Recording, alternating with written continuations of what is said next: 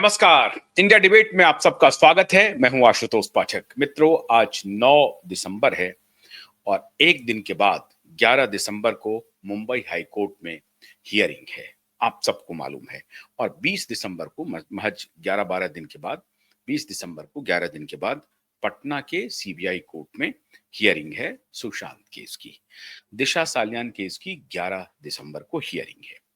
लेकिन आज एक बहुत जबरदस्त फिर दोबारा एक खबर लाया हूं और आज का खबर है जस्टिस सूर्यकांत जी के जानिब से, उनके तरफ से। जस्टिस सूर्यकांत ने एक बार, चीफ जस्टिस सूर्यकांत ने, मुख्य न्यायाधीश, भारत के मुख्य न्यायाधीश जस्टिस सूर्यकांत ने एक बार फिर ऐसा लग रहा है कि कॉमन मैन के वो तारणहार के रूप में खड़े हो रहे हैं। कॉमन मैन के लिए justice Suryakant, chief justice Suryakant सारी बाधाओं को धीरे धीरे खत्म कर रहे हैं। और इन बाधाओं में अगर माननीय जज महोदय भी आ रहे हैं तो उनको भी आड़े हाथों ले रहे हैं। और मैंने पिछले दिनों बताया था कि ये अंग्रेजी में बोल बोल करके बढ़िया बढ़िया बात, हार्वर्डियन इंग्लिश और ऑक्सफोर्डियन इंग्लिश में बोलने वाले भ्रष्टाचारी जज, उसकी कहानी मैं अभी बताऊंगा आज कितना बड़ा अपराध किया, बल्कि उनके ऊपर तो एक विशेष अलग से शो करना पड़ेगा। इतना बड़ा अपराध किया और उस अपराध को लेकर के उनके खिलाफ हाईकोर्ट के जज ने ही पिटीशन फाइल किया उस अपराध के खिलाफ। तो कानून को बिल्कुल मखौल बना दिया इन्होंने, न्यायालय को दलाली का अड्डा बना दिया था इन लोगों ने, दलाली का। और किन्होंने बनाया था? कुछ बड़े बड़े जजों ने बनाया था दलाली का अड्डा। और इसलिए बहुत सारे लोगों ने न्यायालय के बारे में, न्याय के मंदिर के बारे में इतनी अभद्र टिप्पणियां की, इतनी अभद्र टिप्पणियां की जिसका कोई हद नहीं है। लेकिन वो सारी अभद्र टिप्पणियां एक प्रकार से जायज ही हो गई, क्योंकि अदालतों ने इस तरह का बर्ताव किया। आज जस्टिस सीजेआई, जस्टिस सूर्यकांत के आने के बाद ऐसा लग रहा है कि सब कुछ वो साफ ही कर देंगे और कॉमन मैन के हित के लिए खड़े हो जाएंगे। कुछ चौकड़ी ने, कुछ दलाल पत्रकारों के समूह ने इनके खिलाफ अभियान शुरू किया। छोटे मोटे प्रॉपर्टी डील, तो ये डील तो वो डील, और अभी जो बड़ा डील बताएंगे उस पर ये पत्रकार महोदय बिल्कुल मौन चुप। जो अपराध किया चीफ जस्टिस ने, पूर्ववर्ती चीफ जस्टिस ने जो अपराध किया, संज्ञेय अपराध है वो, उस पर ये पत्रकार चुप हैं जो इनके ऊपर आरोप लगा रहे हैं। उनकी कोई कवर स्टोरी नहीं आती है कारावान की कवर स्टोरी नहीं आती है। हमको मालूम है इन दोनों पिता पुत्र की कहानी, सब मालूम है, गोवा का खेल। है, उस सब पर बात करेंगे। कल का हमारा विषय होने वाला है बहुत जबरदस्त, मनमोहनी और सोनी मीडिया के बारे में। इन्होंने गोदी मीडिया तो खूब चलाया ना, तो जो है उनको कहिए, लेकिन मैं जरा सा मनमोहनी और सोनी मीडिया का भी जिक्र करने वाला हूं। कल का इंतजार कीजिए। मनमोहनी और सोनी मीडिया चंगासी, सब चंगासी वाली मीडिया के बारे में कल चर्चा करूंगा।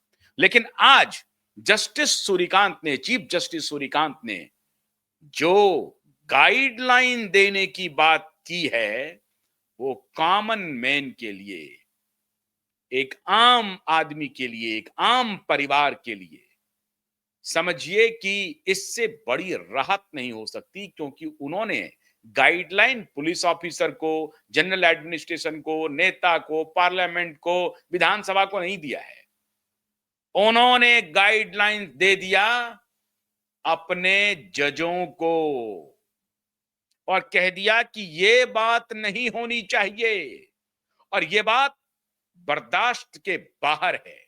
इस बात पर हम कोई समझौता नहीं कर सकते हैं, उन्होंने साफ साफ कहा है। जरा अभी मैं ये आपको ये भी सुनाऊंगा क्या-क्या है, लेकिन सबसे पहले उनका जो एक ऑब्जर्वेशन है, उन्होंने कहा है कि ये एक प्रेसिडेंट बन गया है। एक प्रेसिडेंट बन गया है। निचली अदालतों में तो अननोटिस चला जाता है, लेकिन उच्च न्यायालयों में, हाई कोर्ट में जज साहब इस तरह की टिप्पणी करें, ये बेहद दुखद है। ये टिप्पणी जज के मुखार बिंद से आए, ये क्षम्य नहीं है किसी भी सूरत में कि आप रेप विक्टिम के बारे में अनर्गल टिप्पणी करें और उस टिप्पणी से फायदा आरोपी को हो जाए। और एक प्रकार से रेप विक्टिम के परिवार वाले, रेप विक्टिम आपके व्यवहार के आधार पर यह फैसला कर लें कि साहब यहां तो न्याय मिलना नहीं है, चलो समझौता कर लेते हैं। तो स्टेट को उन्होंने सीधा सीधी कहा है, state in the sense judicial state. Judicial state का मतलब जिनके हाथ में न्याय का ध्वज है, जो न्याय की रक्षा करने के लिए वहां बैठे हैं, वो स्टेट हुआ। और कौन बैठे हैं? माननीय जज साहब बैठे हैं। जज साहब को उन्होंने निर्देश दे दिया है कि ये जो फूहड़ टिप्पणियां होती हैं रेप सर्वाइवर, रेप विक्टिम के लिए, ये कहना बंद कर दीजिए, ये अब बर्दाश्त नहीं करूंगा। और अगर इस तरह की कोई टिप्पणी होती है और मेरे संज्ञान में आती है, तो फिर समझ लीजिए क्या होगा। साफ साफ कह दिया उन्होंने, और कह दिया कि सुप्रीम कोर्ट इस दिशा में एक गाइडलाइन तैयार कर रही है। आपकी लक्ष्मण रेखा तय हो जाएगी, आप इस लक्ष्मण रेखा को पार नहीं करेंगे। जज है तो क्या हुआ, आप किसी को कुछ भी कह देंगे, जो मन में आएगा क्या कह देंगे।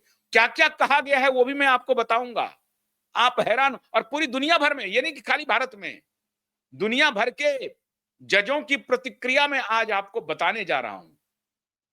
तब आपको लगेगा कि जस्टिस सूर्यकांत का ऐसे मामलों पर, इतने संवेदनशील मुद्दों पर इस तरह का जो रुख है, ये उनका जो रूप है, ये भारत के न्याय के मंदिरों की पूरी सफाई कर देगा। न्याय के मंदिर में जो दलाली चल रही है, चोरी चकारी चल रही है, झूठ फ्रॉड चल रहा है, धोखा चल रहा है, उस सबको चीफ जस्टिस सूर्यकांत पूरी तरह से एक्सपोज कर देंगे, नंगा कर देंगे और उन्हें बाहर का रास्ता दिखा देंगे। उन्होंने कहा है, क्या कहा है? Our concern is that at the level of high court the degree of sensitivity which we are required to observe, sometimes we ignore and make some observation which may have a chilling effect on the victims or the society at large. Maybe this kind of observations happening at the trial court, जो Lord judiciary है, levels are going unnoticed.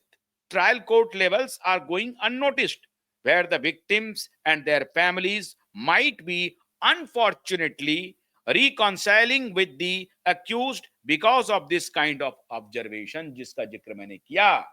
यही बात कहा chief justice ने कि आपके इस व्यवहार से, आपकी इस टिप्पणी से, जज साहब की इस टिप्पणी से विक्टिम को डर हो बैठ जाएगा कि यहां हमें न्याय नहीं मिलेगा, ये तो हमारे ही खिलाफ टिप्पणी कर रहे हैं, ये तो हमें ही कसूरवार ठहरा रहे हैं, तो यहां हमें न्याय नहीं मिलेगा। ठीक है, मान लीजिए कि कोई इस तरह की का केस आ जाता है, जो खुद कोई ऐसा वुमेन है जो खुद एक ऑफेंडर रही है, तब भी क्योंकि मैं इसे मेन और वुमेन के रूप में नहीं देखता हूं, तब भी मैं कह रहा हूं कि जज साहब को अपनी लक्ष्मण रेखा नहीं लांघनी है, उनको नहीं लांघना चाहिए। और अगर वो अपनी लक्ष्मण रेखा को लांघते हैं तो ये न्याय की अवहेलना करते हैं।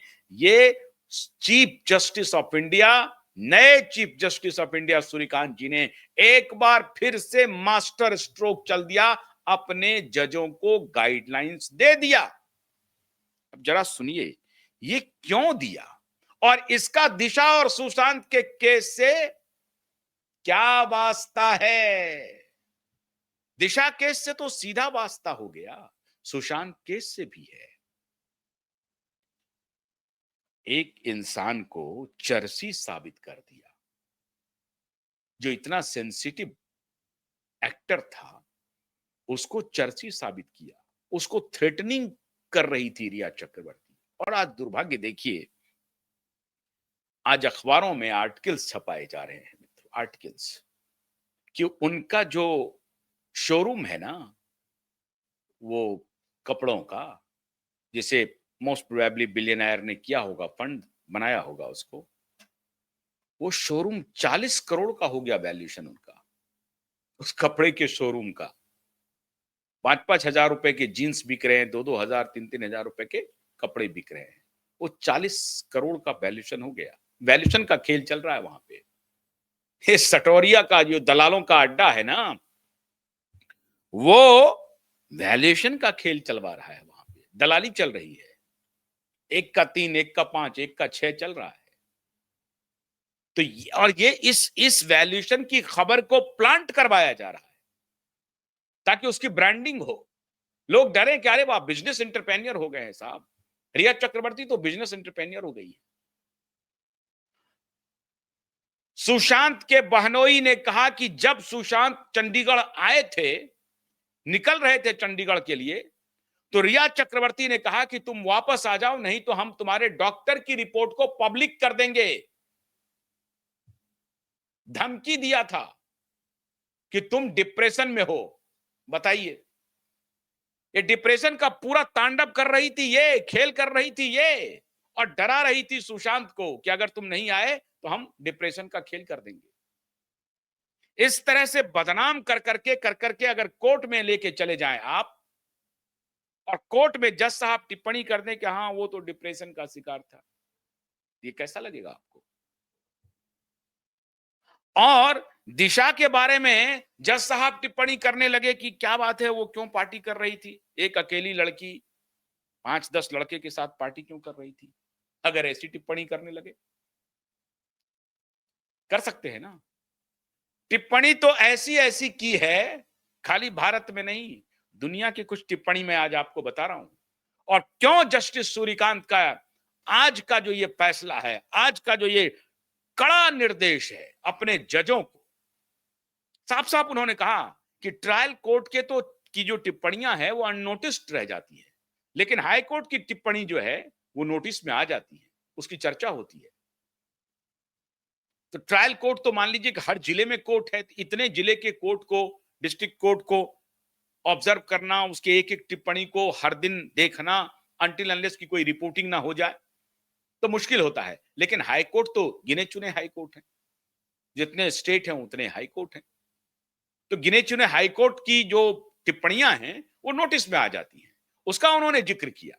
कैसे कैसे टिप्पणियां हो रही हैं, जरा देखिए, आप हैरान हो जाएंगे, हैरान हो जाएंगे, हैरान। इस तरह की टिप्पणी हो रही है। जो जो कंट्रोवर्शियल स्टेटमेंट है उसको आज मैं कुछ दिखा रहा हूं।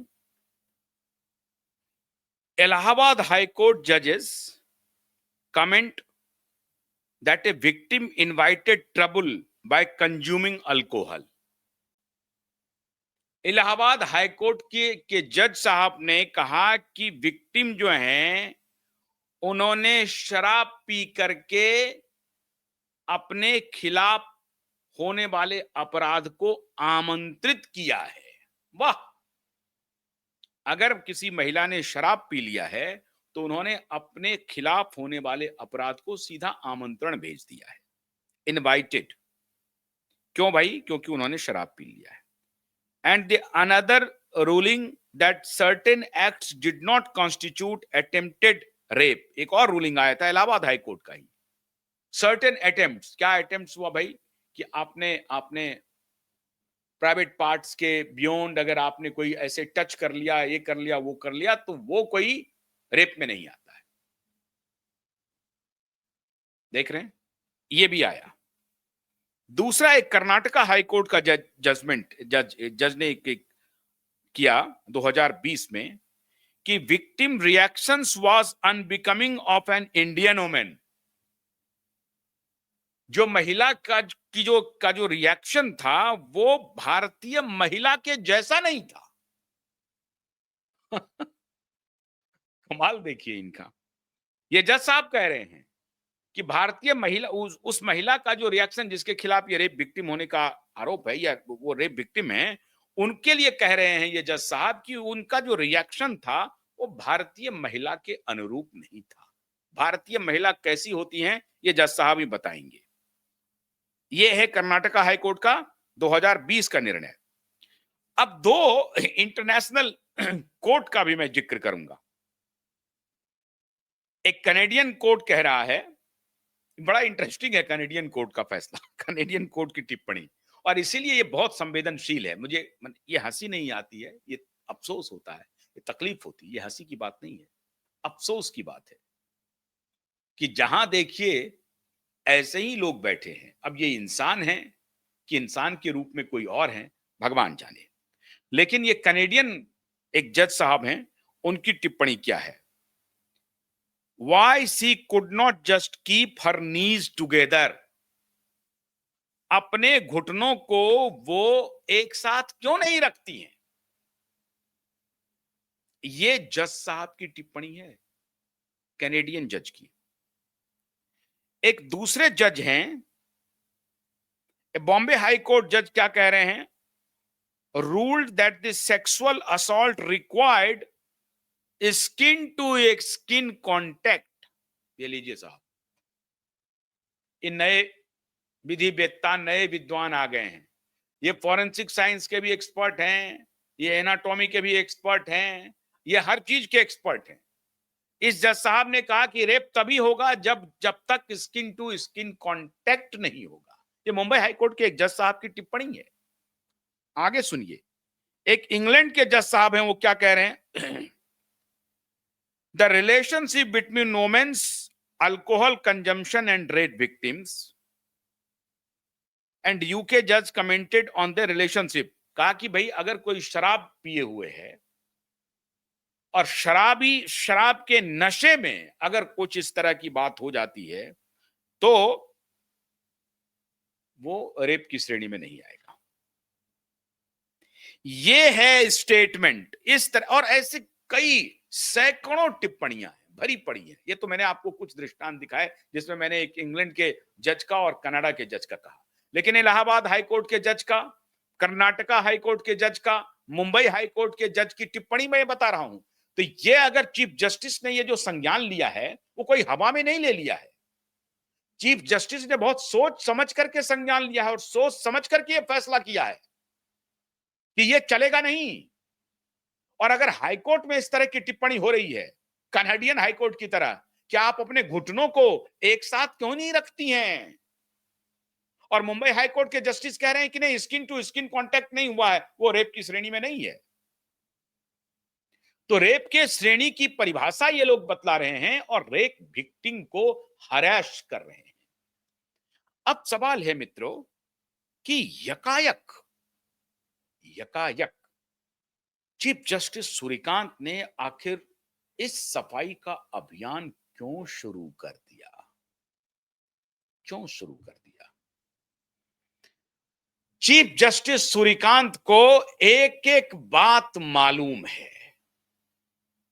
सबसे जो अधिक गंदगी है अदालतों में ना, वहां महिला जज भी हैं, महिला वकील भी हैं, लेकिन वहां जो जेंडर बायस का सेंस मतलब यह हुआ कि एक जेंडर, खास जेंडर के प्रति जो भाव है उसको बहुत अंदर से chief justice of India Suryakant ji महसूस करते हैं।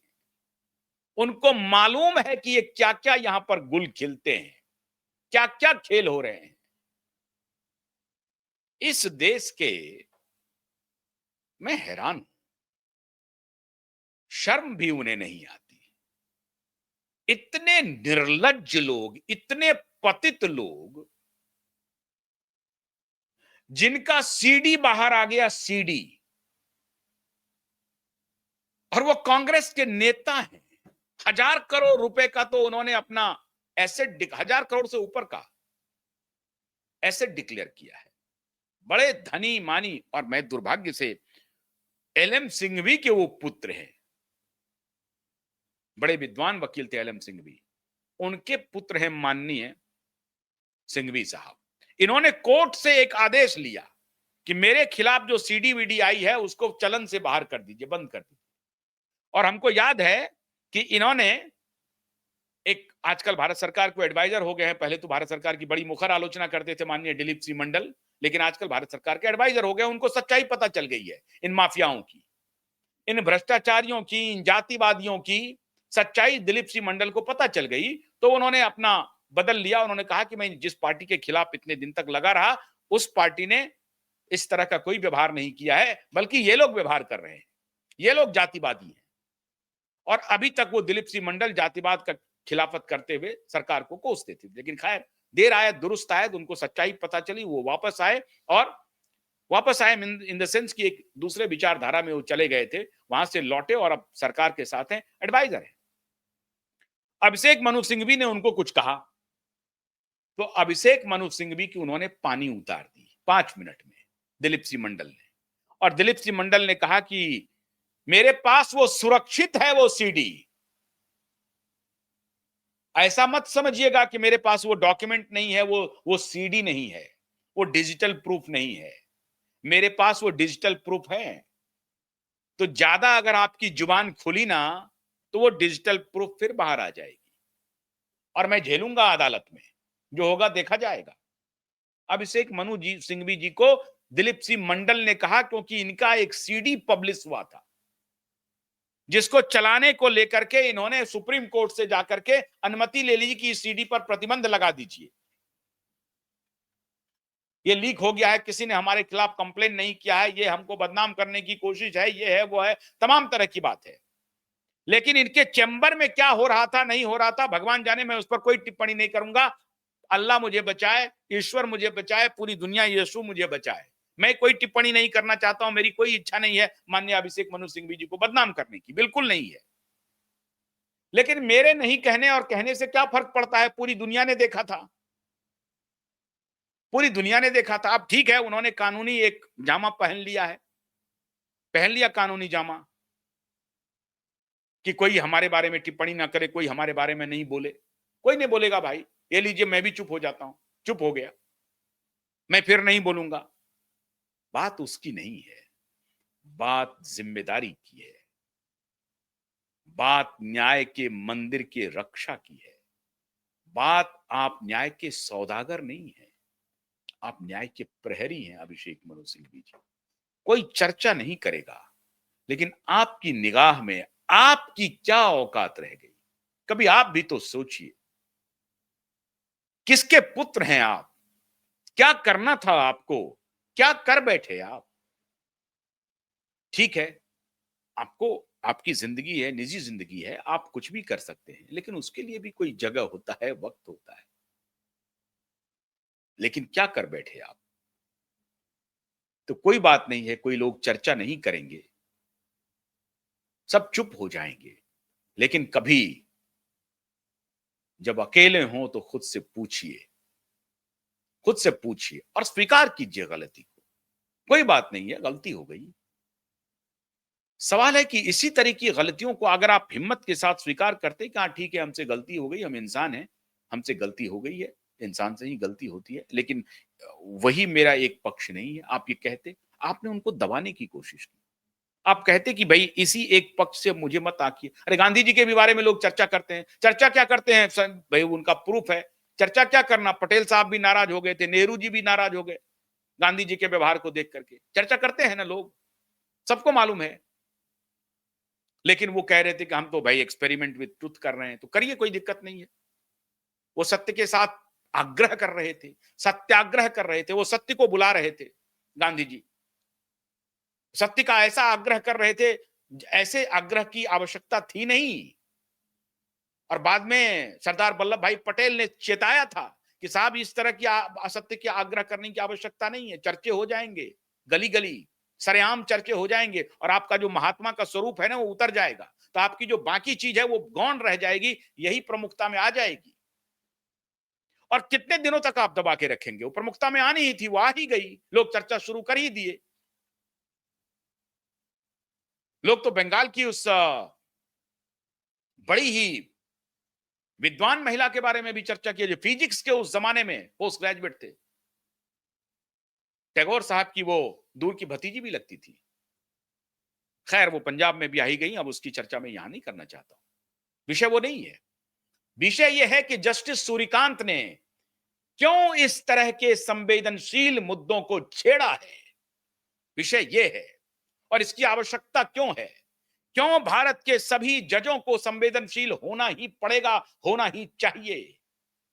इसलिए जस्टिस सूर्यकांत जी को नमन है। प्रॉपर्टी में ले रहे थे, उसमें ले रहे थे, अरे तेरे बाप ने क्या किया है सब मालूम है हमको, सब मालूम है। मैं चर्चा नहीं करना चाहता हूं उसकी, लेकिन जस्टिस सूर्यकांत ने क्यों संवेदनशीलता दिखाई है। आज सभी जजों को इतने संवेदनशील मुद्दों पर क्यों झकझोर रहे हैं, क्यों उनके हृदय को छू रहे हैं, उनको स्पंदित कर रहे हैं, हृदय के तार को झंकृत कर रहे हैं, उनको कह रहे हैं कि अपनी संवेदना जगाइए, जगाइए। और मुंबई हाईकोर्ट को भी इशारा कर रहे हैं कि 11 दिसंबर को जरा संवेदनशील होकर के कुछ काम कीजिए, वरना पूरा देश देख रहा है। ये संकेत है, सभी जजों को संकेत है कि कानून के घेरे में जो कानून कहता है उससे डिगिए मत, जो न्याय की डिमांड है उससे पीछे हटिए मत, और जो कानून कहता नहीं है, जो न्याय कहता नहीं है, वो करिए मत। लेकिन जो कानून कहे, जो न्याय कहे, जो सत्य कहे और आपको लगे कि यही आचरण समाज के लार्जर हित में है, उस आचरण को कीजिए। यही काम चीफ जस्टिस सूर्यकांत जी आपको कह रहे हैं करने के लिए। पढ़े तो हम ऑक्सफोर्ड से हैं, कैम्ब्रिज से हैं, लेकिन आचरण मेरा पॉकेट मार की तरह हो रहा है, पॉकेट मार की तरह हो रहा है। उस पढ़ाई का क्या फायदा, उस पढ़ाई का क्या फायदा। मैं ऑक्सफोर्ड और कैम्ब्रिज को नहीं मानता हूं, हम तो भाई विक्रमशिला नालंदा वाले लोग हैं ना। दो कौड़ी का मानता हूं ऑक्सफोर्डियन और हार्वर्डियन को, दो कौड़ी का, दो कौड़ी का। लिमिटेड माइंड है उनका, limited mind. They don't have they don't have mind which we know about Nalandian and Takshashila and Vikramshila. तो वो दिमाग इन लोगों के पास नहीं है, उसको मारिए गोली, सती पढ़ाई लिखाई करके उसी में वो इधर उधर घूमते रहते हैं। खैर, तो ये जो पॉकेटमार का व्यवहार करते हैं उनके लिए कि इस तरह की टिप्पणी जो आप कर रहे हैं, इस तरह की टिप्पणी से बचिए। बहुत कड़ा संदेश है मित्रों, बहुत कड़ा। और मैं आज भूरी भूरी प्रशंसा करना चाहता हूं अपने चीफ जस्टिस सूर्यकांत जी का। यही आप रवैया अख्तियार किए रहिए, हमारे देश के आम लोगों को न्याय मिलेगा। और आपके इस व्यवहार से, आपके इस आचरण से बड़ी आशा जगी है, बड़ी आशा जगी है। और पूरा देश आपकी तरफ देख रहा है। आपका 2 साल का कार्यकाल, मुझे ऐसा लगता है कि कॉमन मैन इतना शक्तिशाली महसूस करेगा। बाकी जो होती है दुनिया होते रहे, लेकिन कॉमन मैन का भरोसा एक बार न्याय के मंदिर पर हो जाए, इससे बड़ी बात कुछ हो नहीं सकती। और आप अगर उस भरोसे को बहाल करने का प्रयास कर रहे हैं मिलॉर्ड, तो मैं आपको मिलॉर्ड भी कहने के लिए तैयार हूं। मैं कहता नहीं हूं, लेकिन मैं आपको मिलॉर्ड कह रहा हूं। तो इसलिए सब लोग मिलकर के, मुझे लगता है, जस्टिस सूर्यकांत की तारीफ करिए, करनी चाहिए। और हम आशा करते हैं कि इसी प्रकार से जस्टिस सूर्यकांत नए नए निर्देश, नए नए आदेश कॉमन मैन के हित के लिए देते रहेंगे। और उन बेटियों के लिए जो पीड़ित हैं, दुखी हैं, आप कल्पना कीजिए, ऐसे ऐसे बच्चे, ऐसी महिलाएं, ऐसी लड़कियां किस भाव से गुजर रही होंगी। जब अदालत में भी उन्हें उल्टी टिप्पणी सुनने को मिले, गंदी और भद्दी टिप्पणी सुनने को मिले। खैर, अब नहीं होगा, गाइडलाइन आ गया है मुख्य न्यायाधीश सूर्यकांत जी का। तो जजेज होशियार रहिए और हमें उम्मीद है कि सारे लोग संवेदनशील होकर के निर्णय सुनाएंगे और अपनी लक्ष्मण रेखा तय करेंगे। बहुत बहुत शुक्रिया। नमस्कार।